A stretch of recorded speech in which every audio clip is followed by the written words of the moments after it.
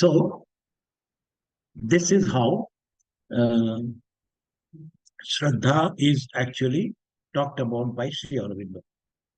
Let us see how does this term Shraddha gets coined.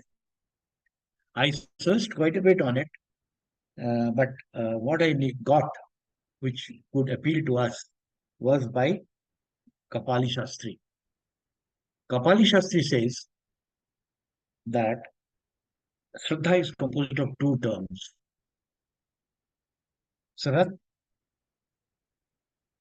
is a Vedic word meaning truth. There should not be any doubt whether it should have been Srat or it should have been Sat. Sat is not truth. Sat is existence. Satyam is truth in a classical Sanskrit. But in the Vedic Sanskrit and the normal Sanskrit, there's a difference. We don't uh, we don't generally appreciate that. But if you read Vedas, you will find the Sanskrit that is used. You are not understanding. You will not follow the meaning of it if you know only the classical Sanskrit. There will be certain differences. So, dharma is means to hold, dharan karna. So, faith is the innate power, shakti, by which truth is held. This is the fundamental definition of Shraddha. Truth is to be held. The, the power that holds the truth is faith. So, Kapali Shastri had said this, that Sat Satyam Anaya Dhiyate. What is Shraddha? Let's understand the basic ingredients before we change over to the questions. All general actions are carried out either by desire or according to Shastra. So to do a job, we are thinking there's a desire element which is prompting us to do a job. Parallelly, there are some injunctions in the Shastra. Shastra says, do this, don't do this. So when the man evolved from its initial stage, he came to a stage where we are now, where he found that this is not enough. Neither the society's instructions, moral rules, and standards are not okay for me, and not the man in general, but some evolved men, they found that this Shastra's instructions are not adequate for me, and also this moral instructions, the society's compliance of a rule, regulation, etc., is also inadequate for me. So they wanted to drift away. They wanted to drift away, and they wanted a law that will actually nurture them, not the society as such, but nurture them fundamentally. So all those who are at a superior level of evolution, what Sri Aurobindo or others call that the forerunners of the human race, they would like to have a rule of their own. They're not going to comply with what society says, behave like this, behave like that, do this. No, they don't want to do. So there became a necessity for a man's own law of action.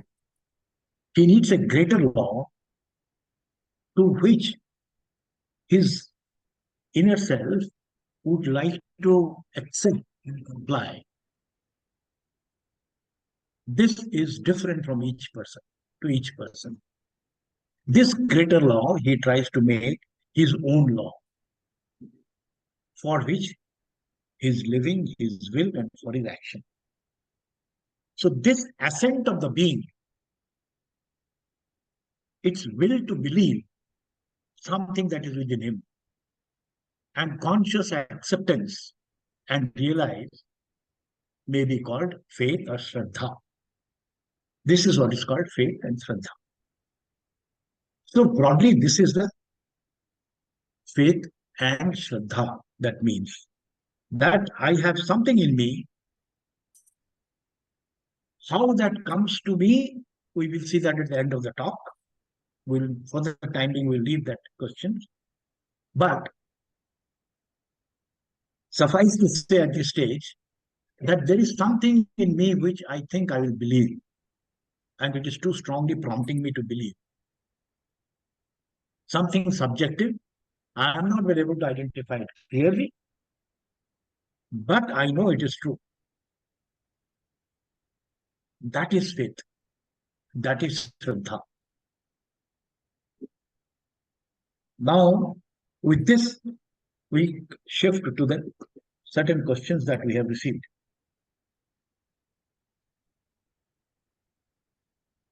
Is faith an intrinsic quality? Can it be cultivated? These are the two questions that was, and something else which is built into this. I've clubbed them and they are here. These questions are here. Faith is an influence of the spirit on our soul. It is exclusively a psychic phenomenon. It is exclusively a psychic phenomenon. Faith increases with the evolution and perfection of the instrument. And there is huge amount of material that is written by Sri Aurobindo, and how this faith is so well entrenched in this activity, and why without this faith this cannot happen. And we see that in Upanishads also. We see that also in the Upanishad that it cannot happen without it. We will have opportunity to go there at a later stage. And faith can be, nurtured and increased through aspiration. And this aspiration is the Agni that we talk about. This aspiration is the Agni, divine Agni, the divine will. Another question, another couple of questions clubbed here is, does everything, this is from Shivanandaji, our Shivananda. He said, does everything like birth or activity of activity of human happens by God's will or individual wish? This is not absolutely in the syllabus, Shivanandaji, though this question is absolutely not in the syllabus, but many out of syllabus questions I have not included. This is the only one I have included because it's just on the outside. What happens is human birth takes place first human birth, first time. That is first time when you were born, not this birth, your first birth, which happened maybe thousand births before. When the first birth took place, you had consented. Your central being had consented to come down and take birth and undergo the adventure of consciousness that you are now undergoing. Each one of us. Each one of us. That central being conscious. There are many souls which did not give consent to come down. They haven't come down. They are somewhere there. But all of us, those who are on the Mother Earth, have consented to come down and go through this experience of consciousness. And this has happened why? Why did you consent? Because you had faith in something different. So human birth takes place because of the need of the evolution of human consciousness, which is the adventure of consciousness. A need for adventure of consciousness. Once chosen by our central being, it irreversibly goes on till your last death. Till your last death. Last time that you will die, sometime 100 years later, 100 births later. So human activity in each lifespan.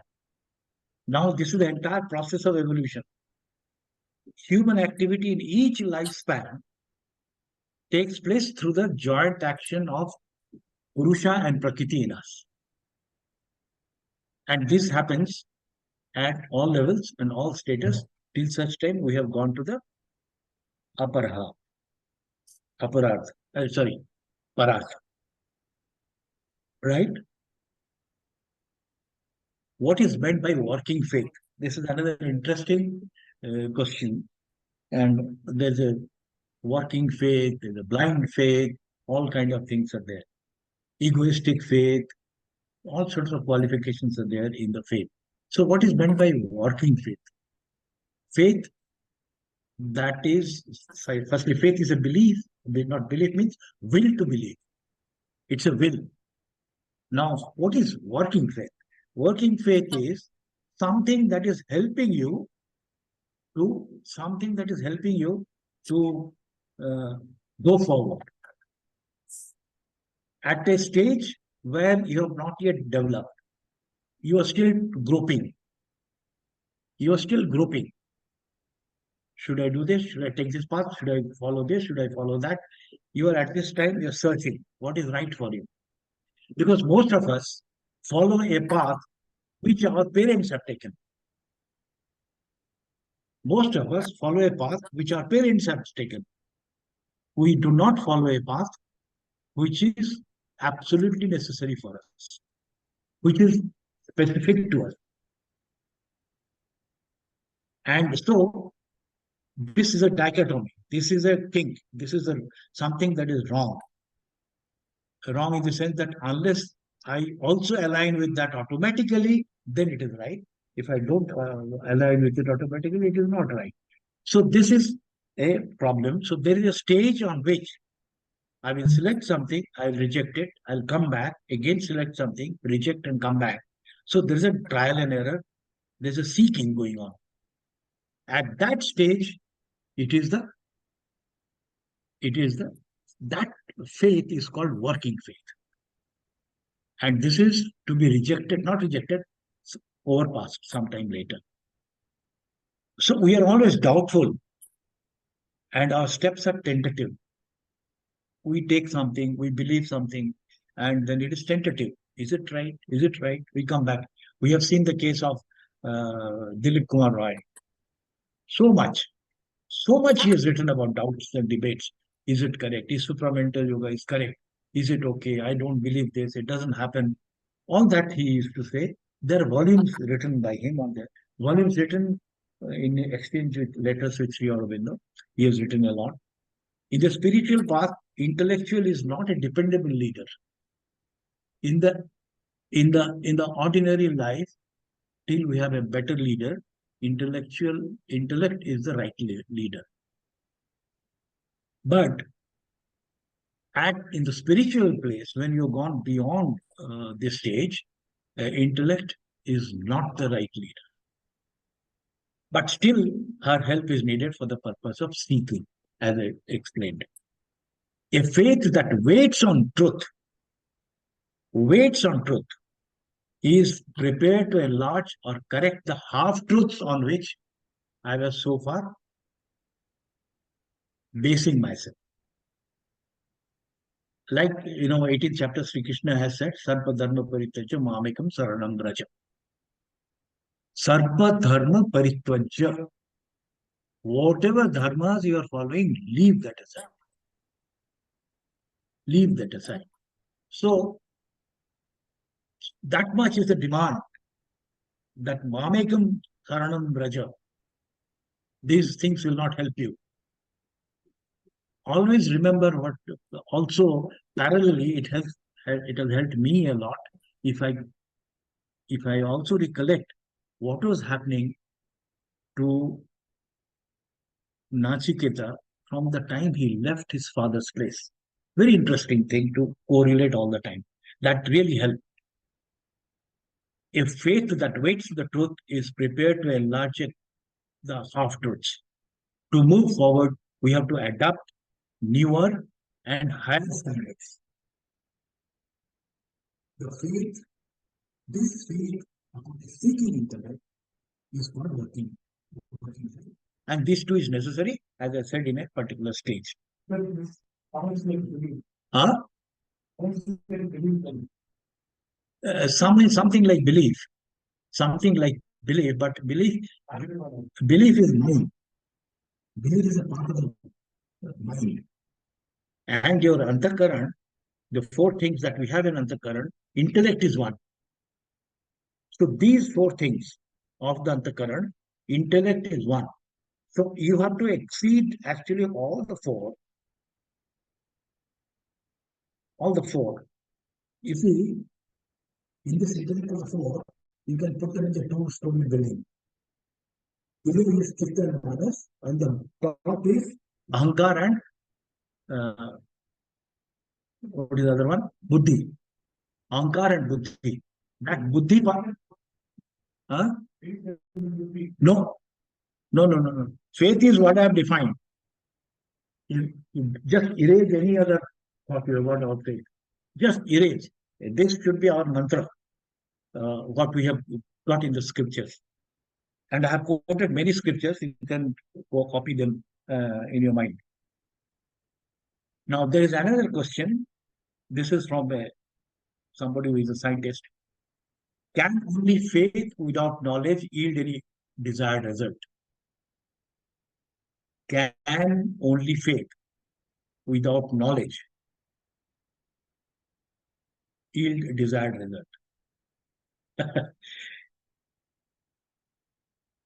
I have faith but no knowledge. I have faith but no knowledge. Can that yield result? Yes, it can, but there's a caveat. Only true knowledge will strengthen the faith for the final results. For the final results, faith is required. And for that final result, you need true knowledge. This is the question. If this is the question, the final result will always be as per the transcendental will and not the cosmic will, not the universal God, but the transcendental divine. The universal will work through our ordinary consciousness to reach at a result later on. Now, does that result arrived at by the universal divine is same as that he wanted, the transcendental wanted? Not always. Because this cosmic divine is working through me and you. Since it is working through you, you have certain limitations. So because you and I have limitations, that cosmic divine is unable to achieve what ought to be achieved at the first go. But finally, the transcendent will not leave you there. They will say, again carry on, till such time you arrive, you arrive at the right place. So the final result is always on the transcendental will. But finally and ultimately, cosmic will comply with the supreme will unfailingly and every time. Thy will be done. So Mother says one must, without preference and to know the desire to know the divine will. Continuing on the same thing, Sri Aurobindo says a very interesting thing. Faith is indispensable to man, for without it, he could not proceed forward in his journey. Which journey? Not your material journey. He can only take you forward for the journey to the unknown. Because in the progress to the unknown, after certain distance, we will have help. And beyond certain distance, the journey is to be done alone, which Krishna Prem writes beautifully. The He says the last and final journey to be alone is alone. A capital first one. Say, come here. So the last journey to the journey to the alone, A capital, is always alone, and the guru will not take you there. Guru will tell you this is the place you have to go to. Tad padam darsitam jena tasmai Shri Gurave Namaha. You are doing Guru Gurave Nama because he shows you that feet where you have to go. That stretch of the journey is alone by us. We cannot, we will not be accompanied. So Krishna then writes beautifully on this. It should come, and this faith should come as a free perception without any imposition. It should just sprout in me. Then your question and one from the Delhi. Uh, what is the difference between faith and Viswas? Viswas is a belief, and Viswas is belief is based on mental levels, and faith is not built in mental levels, which is something from inside. Yes, no, no, faith is Shraddha. Oh. Faith is Shraddha. There are nearby terms. So I'm using the word, you know, Krishna uses and Sri Aurobindo emphasizes another term which is called uh, Nishtha. No, no, no, no. Nishtha is something else. Please use for faith Shraddha, Shraddha, Shraddha. Nothing else. Yes, there has to be some reason. You you you are needing reasons. Yes, yes. Like today, you. Huh? Huh? Nishtha is a different thing. I actually I don't didn't want should not have gone there. Nishtha is also not bhakti, sir. Bhakti is not bhakti.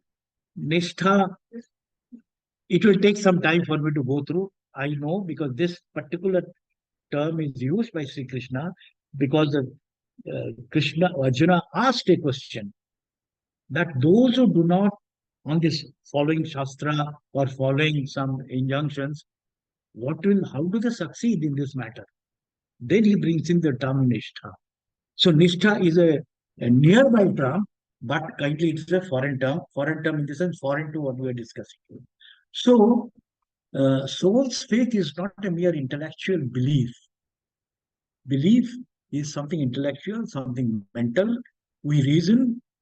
I need some logic to believe. I need to know this. But there are many things you don't need to know. You don't know that you have a soul. You have not seen it. But you believe. You believe that you have a soul. And you're wanting to meet that soul. Life after life, you're trying to meet that soul. How do you know there is a soul? It's not because there's a belief. So the soul, the intellectual, but also it is the will to know.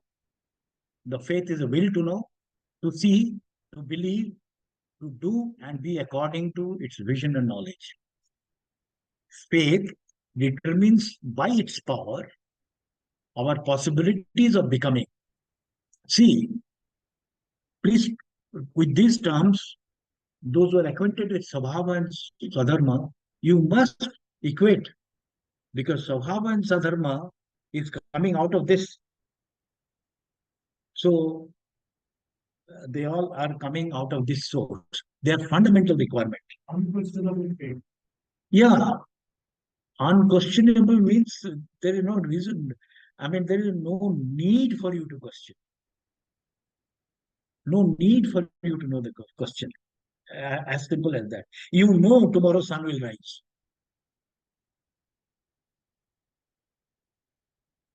You're not questioning will sun rise. So when we close our eyes in the night while going to bed, we don't know if we are going to open our eyes next in the morning. But we don't always rise.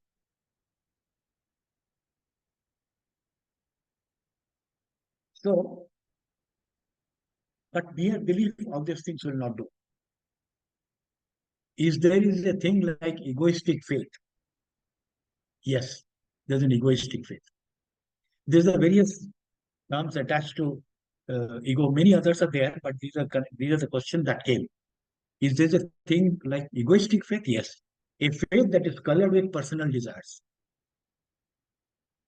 And last night I got a question from Madanda. His question is very interesting. He has written. I hope he is on the Zoom. He has asked that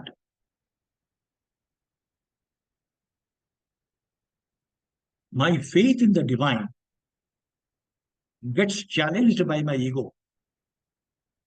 How do I prevent it? My faith in the divine gets challenged by my ego. And how do I prevent it? This is a fundamental problem. He has articulated it. We are not courageous enough to articulate it. That's not the difference. He has walked the distance. No, no, no, no, no. I read it. No, read it. Madhuna's question is how to protect oneself against ego influencing the faith, especially on divine. Yes, similar. Uh, so, a faith that is colored with personal ambition, desire, etc., is an egoistic faith. A pure faith, it's not an ordinary term as pure faith is very powerful and it can move mountains. When one is possessed with pure faith, one will experience the divine. Divine cannot manifest if the faith is not pure. As long as faith is not pure, the question of divine manifesting in front of me does not arise. I can keep beating my chest 100 times. Nothing will happen. Nothing will happen. This is for certain. Faith by itself is always firm. It being a psychic movement, because it's a psychic movement and it comes from the divine. But our lower faculties does not allow its free movement. Now the remedy, I happen to find these lines last night I found out from Savitri, which is your Madanda asked that what is the remedy? At page 538 in that Nirvana page, canto, Sri Aurobindo writes, consent to be nothing and none, dissolve time's work, cast off thy mind, step back from form and name, annul thyself that only God may be. So if you really want the God only, and that's a difficult choice to make by us at this stage, that do I want God only or do I want some gifts from God? I'm always looking and praying for some gifts from God.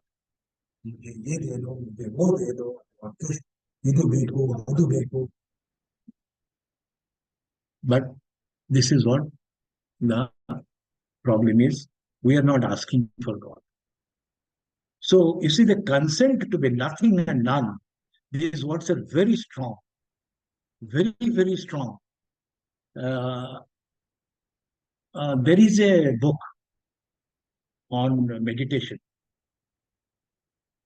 This book on meditation says very beautiful thing, that how to meditate. He says, when you are meditating, after doing all the preliminaries, breathing, sitting, after controlling, think that you had no past. think that you had no past and think that you have no future. You must bring yourself, that particular gentleman, that particular author, and that particular sannyasi saint. He writes, you must be at the present solely and only. Then only the meditation can commence. There's a scope for meditation to commence. If you think about your past and if you have plans for the future, which nahi hone wala. So, consent to be nothing. How do you become nothing? And none. And dissolve time's work, all that you have done, all that you plan to do, they all must be erased, deleted. Cast off thy mind, step back from form and name, Nama Rupa. Fall back from Nama and Rupa, annul thyself, and only God may be. A very tall claim, very, very tall claim. But this is the answer if we have to prevent our ego derailing us every time we try to do something. Next, let us see what is blind faith. Uh, okay. Blind faith is one which does not reason, does not have the need to reason because it knows. Because it knows. It knows in its inner being that it is it. So I have to go there, go there. In aphorisms, Sri Aurobindo writes this.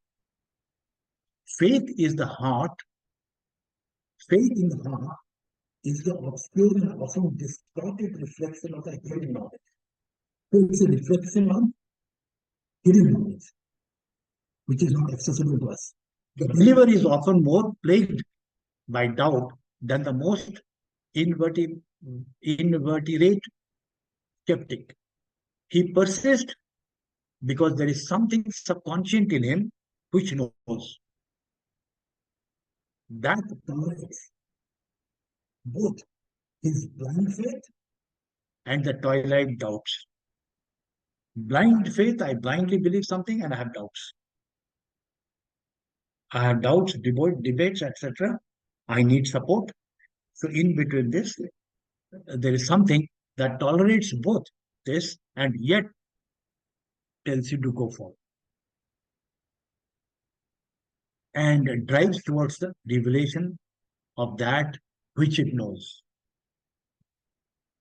Wonderful, deeply.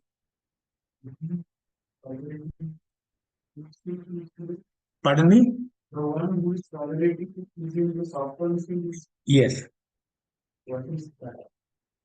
It knows. Subconscient is a reservoir of everything. It knows. It knows that what is required to be done. What is required to be done, it knows. And so he says, this brings in that term. This is embedded by the real idea. Embedded real idea, which is down there, everywhere. You see, at the beginning, I had a fountain. Sin, first page was a fountain. Here again, I have brought this fountain. Now,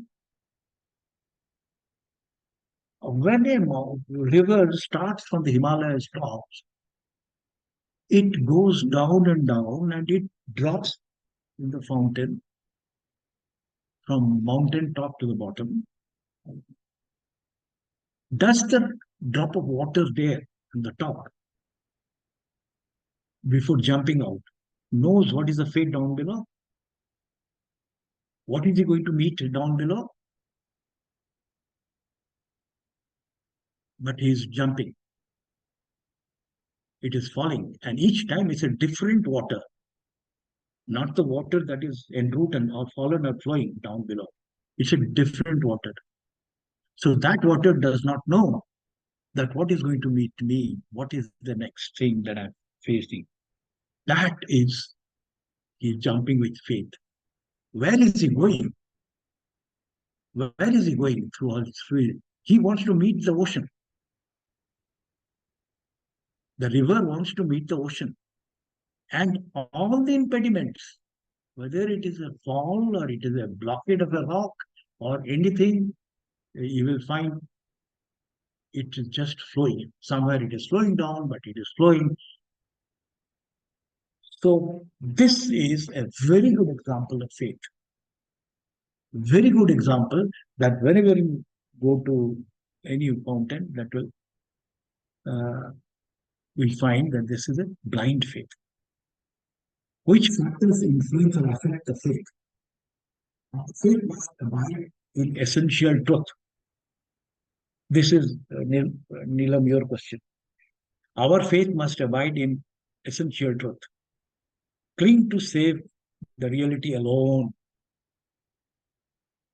Assent of the whole being and all the parts are needed. It is not that one part will say yes, another part will say no, another part will say okay, I'll see it later.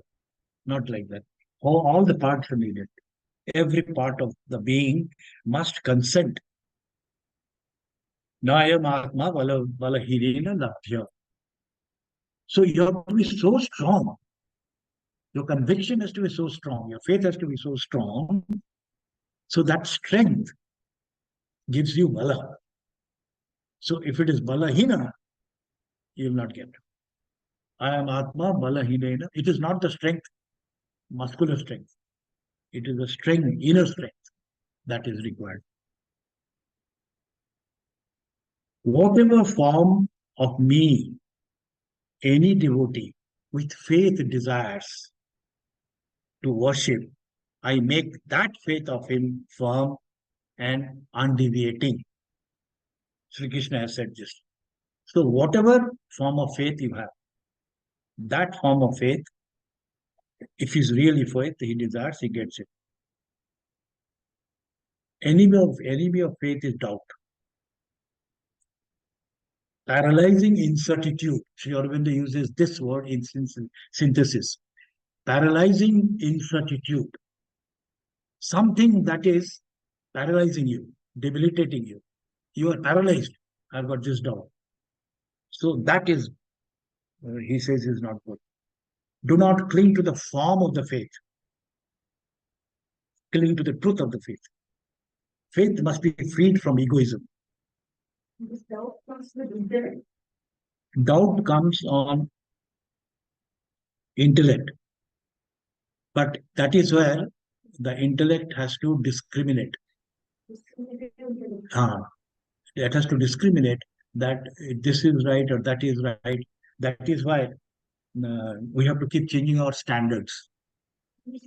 Doubt is helpful. Yes. Otherwise, you will not progress. Without doubt, you will not progress at all because you have stuck to something and you are stuck to that form. There's a term which says don't stick to the form. Last but one, do not cling to the form of the faith. Suppose you are stuck to one particular form, then you are not changing it. There is no scope of going forward. So, in fact, there is a letter where he says that it is like you are using two crutches. And with the two crutches, you are going forward and climbing. And once at some stage, you have to leave those crutches and take different crutches. So you have changed the standard. You have to change the standard and keep going up depending on which level we have arrived at. Faith is considered to be the fourth power for perfection. Mrs. Mane had asked this. Faith is considered to be the fourth power for perfection. Why? Now, this leads to integral perfection of integral yoga. It may be more appropriate to say faith is considered to be one of the four preconditions of works of integral perfection. It is not the fourth power of perfection. It is a precondition for work of integral perfection. Yes, it is. And these four powers are these: Shakti, Virya, Daivi Prakriti, and Shraddha. Each of them are necessary, but Shraddha is the common glue. Sri Aurobindo says Shraddha is the common glue through which all these things will function. So, faith is considered the fourth power of perfection. How is faith treated in integral yoga? She has asked. Faith is a very central to the integral yoga. Perfect faith is an assent of the whole being to the truth. A perfect faith only gives the assent. A perfect understanding, knowledge, and assimilation of supermind is essential. The kind of faith demanded by integral yoga are this. We will have a slide connected to it later on. A kind of faith demanded by integral yoga, faith in God and Shakti. Please, always let us keep in mind, Sri Aurobindo has always emphasized that Shakti is necessary all the time. Shakti always necessary. Without Shakti, nothing can be done. So faith is very central to integral yoga. Faith is God, faith in God and the Shakti, faith of divine in us and in the world. Faith that all the world workings are that of the Shakti. All steps and contours in the yoga are for the divine. A fall and going up, everything is for the divine, managed by Shakti. A total self-surrender, Atma Samarpan, is the divine to the divine and to the Shakti can lead us to the oneness, freedom, victory, and perfection. So it is a must. Now, here is an incident that I want to bring out when it is in this phase of the talk. That this is an incident that was revealed by Sri M.P. Pandit. And this incident relates to Kapali Shastri. It relates to Kapali Shastri. Many of you, anybody who doesn't know about Kapali Shastri here, I would like to clarify. Anybody who doesn't know, all of you know Kapali Shastri. Very good. So Kapali Shastri, as you know, was a disciple of Ramana Maharshi. And his immediate mentor was a senior Ramana Maharshi disciple who was Ganapati Muni. Ganapati. So Ganapati Muni was the mentor. He was the Ramana Maharshi was the guru, and Kapali Shastri was a great scholar. He has written many books, many books in Sanskrit. He was an authority in Sanskrit. He would challenge any pundits, and he was in English, in Sanskrit, in Tamil. He has written many books, and uh, once Ganapati Muni and Kapali Shastri were walking somewhere in Gadak district, and Ganapati Muni spotted a child and told Kapali Shastri that this is a very good soul uh, about to ripen. Take care of it. That was the end of it. Here is a baby, not baby, 8, 9, 10 years. As things happened, things proceeded, and there was no contact with anybody. Ganapati Muni came once to Pondicherry for giving a lecture on behalf of some of his professional area, professional matter, and he was very close to Subramaniam Bharati. In Subramaniam Bharati used to stay in Pondicherry most of the time those days. He was a close confidant, not associate rather, with Sri Aurobindo from the freedom struggle days. So that happened in 1917. First visit of him in Pondicherry of Kapali Shastri. And from him he came to know uh, Subramaniam Swami, who had a good contact with, not Subramaniam Swami, Subramaniam Bharti. Sorry, not Subramaniam Swami, Subramaniam Bharti. Subramaniam Bharti was in contact with Sri Aurobindo and used to come to Sri Aurobindo. So he arranged it. And already this gentleman had studied quite a few literatures written by Sri Aurobindo. So he told him, can I meet Sri Aurobindo? So they contacted and he came and met for some time and went back. Something happened in 1923. He came once for all to Pondicherry, to Kapali Shastri. Till then he was in Tiruvannamalai. He came here in once for all in 1923 and joined us. And on at that time in 23, he met Sri Aurobindo in person alone with no one else in the room. Sri Aurobindo made sure that all those other caretakers, Nirod Baron, Champak Lal, etc., they're all not there. He and this gentleman were there and they had exhaustive discussion on supramental yoga. And Sri Aurobindo told him, only two can give you this truth, myself and Shakti. Only two can give you this truth, myself and Shakti. While parting from Sri Aurobindo, after the interview, Shastriya asked, can I know that the help I would receive is yours? It is coming from you, or coming from Ramana Maharshi, or coming from Ganapati Muni or somebody else. How will I know it is coming from yours? Can you imagine uh, how critical the devotee has to be? How critical the devotee has to be. Yes, replied Sri Aurobindo. And instantaneously, there started a tremendous downpour of consciousness which never ceased thereafter.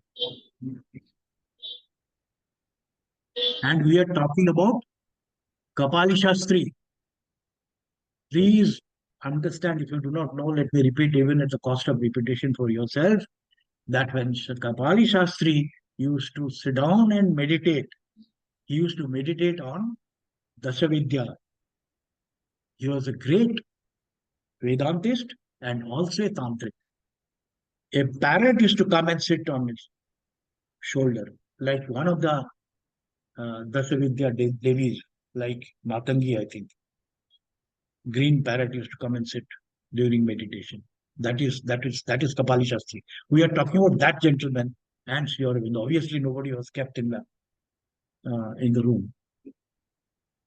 So a downpour of consciousness which never ceased thereafter. We are talking about integral yoga and faith. Years later, these things happened in 1923. Years later, in 1923, Sri M.P. Pandit, compiling a book on Kapali Shastri, found some notes left behind by Sri Kapali Shastri in some diaries, torn paper or something. He was researching, he found something. What did he find? His instructions personal to me, 1923 July. That means this instructions he gave him, Sri Aurobindo gave to him personally, not in writing, and this gentleman has copied it down in his diary. faith in the supreme truth, supramental truth. You have faith, all that we have talked earlier about faith. Faith in yourself and in your capacity to achieve it. Suppose we are thinking of uh, reaching our, we must we must meet my soul. I must meet my soul. So I must have a faith that soul exists, and I must have a faith in myself that I can see it. These are the two independent, essential ingredients for me to proceed. Faith in me, the Guru whose special help you would receive. So now all that has been said in faith is without any base, unless a pure faith I'm talking about, and integral yoga cannot be attained.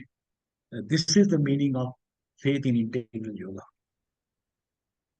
Is it a bridge to transform the human divine? Yes, it is, because it is from psychic. Now, let's see in something in the uh, uh, Nachiketa, because Nachiketa story means that those three moons just unbelievably supreme spirituality. For the initial seeking of the truth by one in ignorance, like us. For initial seeking of the truth by one in ignorance, who is tossed by doubt. What type of doubt? Whether man ceases to exist or continues to exist after death. Cha eke, na cha eke, he asks in that sloka. Some say he exists, some say he does not exist. What is the truth, Yama? And if that one is within me or not, manifest or unmanifest. Now, these are the doubts with which we are actually tossed. Some of us have not come to a stage to ask this question. Some of us have come to the stage. Some have. Nachiketa had crossed beyond that stage. We don't even debate about these issues in our daily pursuit. And but faith is indispensable, the prime factor that makes for the competence to receive the secret knowledge. Faith of Nachiketa. Continuing that, Nachiketa had faith in him even before he made his way to the hall of death. He says that faith took repossession of him, and he said to Yama, teach me, I have the faith. He is confirming who is Nachiketa. Nachiketa has gone from here to the hall of death, surviving, breathing, talking to Yama. That's the state, his level of consciousness. It's not our levels. It is that level of consciousness. So when you say, teach me, I have faith on this sloka, I can't cross over this. How can he say this? That means, where has he reached? This is the sloka, 1.1.13. While he is discussing second boon, Yama is reluctant to release any knowledge further. He says, I have faith. You give me. If I have faith, how can you not give me? That's the kind of a discourse. See, Aurobindo says, happy are men anchored on fixed belief in this uncertain and ambiguous world, or who have planted in the heart's rich soil one small grain of spiritual certitude. They are all happy. Happiest who stands on the faith as on a rock. He is happiest. He is not mere happy. You have a fixed belief that you keep playing with it. But that is what is pure faith. Now we come to the crux of the matter, which I was talking, that time permitting, we'll be able to take on it. We'll do that. From where does faith come? From where faith is derived? There are 3-4 questions connected with this. So I thought we'll spend some time. And this is the meat of the matter. Kindly concentrate. My request is kindly do not uh, uh, shift your attention. It may help. There's a wonderful statement by Tagore which just says what our Upanishads have said.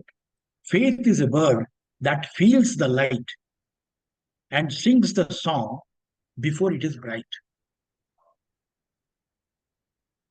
That bird knows that sun is going to rise. So faith is a bird that feels the light and sings the song before it is bright.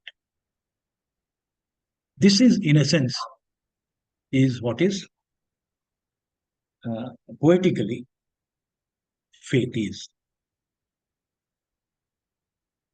A brief understanding of the faith. This particular topic can go on for 3 or 4 hours, but we will concise it in strictly in 10 minutes. Purusha is the nature of Sat. Anytime there is a difficulty, please halt me. Let's not waste these 10 minutes. Purusha is of the nature of Sat, the being of conscious self-existence. Sat is the being of the conscious self-existence.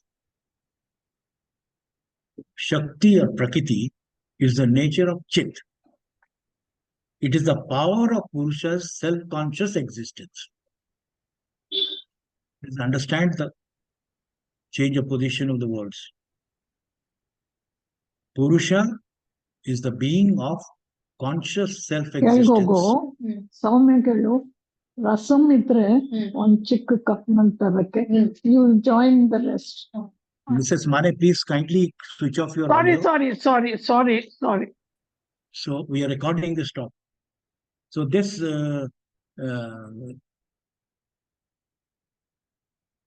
so Purusha is the conscious self-existence, and Prakriti is the power of Purusha's conscious self-existence, right? Enjoyment or ananda of becoming, that is enjoyment. What is the motivating factor for creation? It is ananda. These are very fundamental statements. What is the method? What is the method of creation? Method is tapas.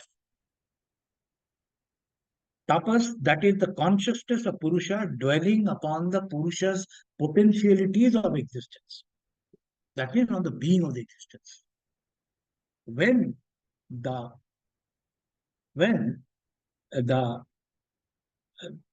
consciousness of the Purusha is doing tapas. Tapas means applying heat, warming up on the potentialities of Purusha. His existence has a lot of potentialities. And that potentialities are to be known. They have to be brought out. They have to be, the creation means that they have to be manifested. So that is tapas. Purusha is doing that. Purusha's consciousness is doing that. And what is the output? By this tapas, what comes out? The process produces the truth of conception, real ideas, or vijnana. This comes out. This comes out from this tapas. So the real ideas, the vijnana part, Vishesh Jnana, comes out from here. So now we have come to the stage from there to there. Since this vijnana, which has come out, is emerging from something which is everything. omnipotent and omniscient, self-existence, there cannot be any doubt about the fulfillment of what comes out. There can be no doubt because it is coming from a source which is totally omnipotent and omniscient and self-existent, nothing outside it. To this Shakti, nothing is impossible. She is Maheshwari, Mahakali, all those things. And also, they will contain their Svabhava and Shadar because total fulfillment is required. Total fulfillment is required. That total fulfillment can be there provided the truth is embedded, the truth of the being is embedded, which is the Sadharma, and truth of becoming, laws of becoming, that is Svabhava, and this is Sadharma. So these two things must be absolutely correct and can be fulfilled. This fulfillment of tapas and the idea that is faith, this idea is the faith, becomes in man through the reflection upon the lower consciousness, self-effective knowledge and faith. When that faith, which is come out from in the supramental stage, when it reflects on the lower consciousness, this appears as our own small faith. So the capital faith there here becomes the small faith. This is the source of faith. It is this certainty of the idea of or faith is meant in the Gita sloka number 17.3, Jash yo yash shraddha sa eva saha. You are, who's not you are, whosoever is, he is that because of his shraddha. Whatever we are is because of our shraddha in us. This is a tremendous statement. And at 100 odd places, Sri Aurobindo talks about it, takes recourse to it. Though the big sloka is also very, very important, he talks about it. But this is an important part for us, that I am creating my tomorrow. It means that I am creating my tomorrow. I am what I am today, what I am doing today, what I am believing today, what I am willing to believe today is what I am going to become tomorrow. So choice is entirely mine. Whether I believe this, I don't believe this, I don't believe this, choice is mine. That freedom is given. So, and so Sri Aurobindo said, let's latch on to this message and do what you want to do.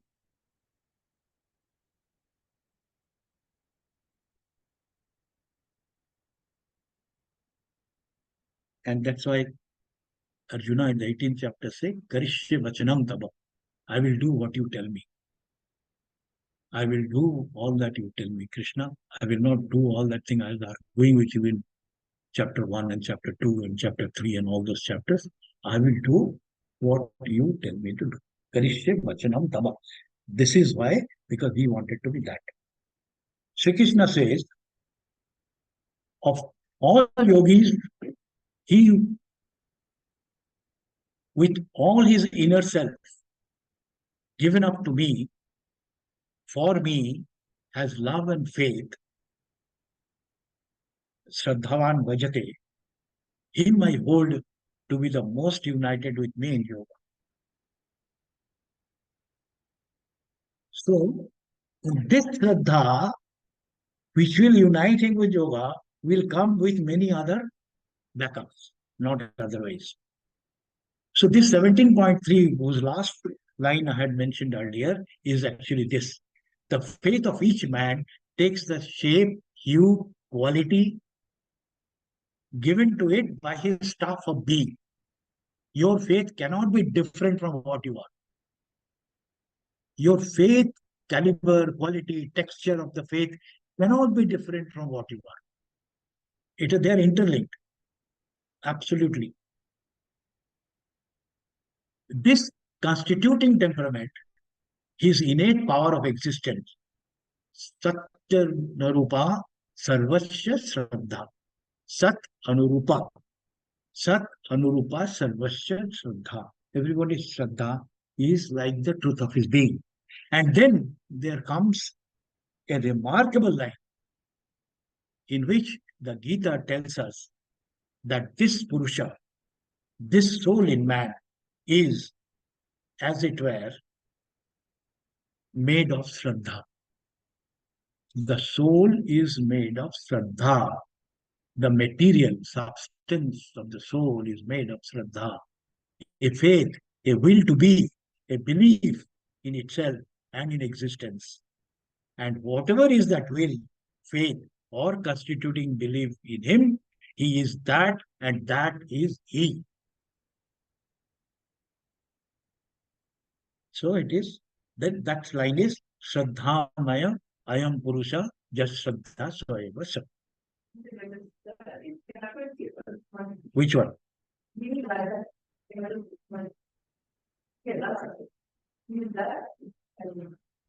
Just bring her in. Namaskar. Please come, please come. So I couldn't follow what you are saying.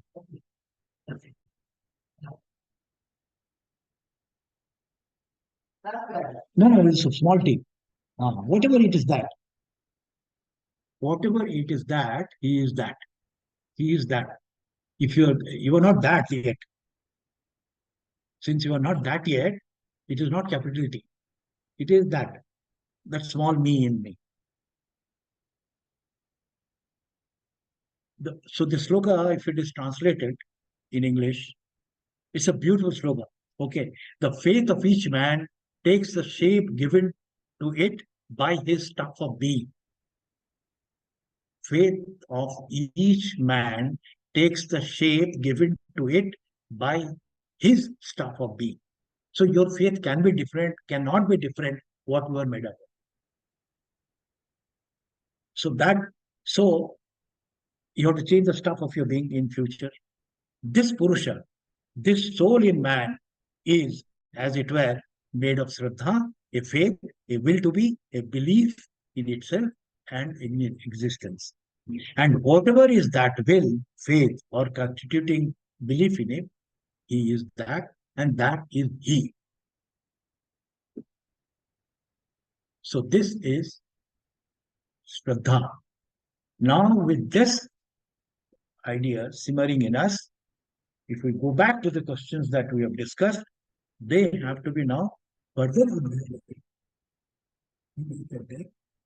correct understanding as to how they ought to be. It is not just there. So this is the end of today's talk.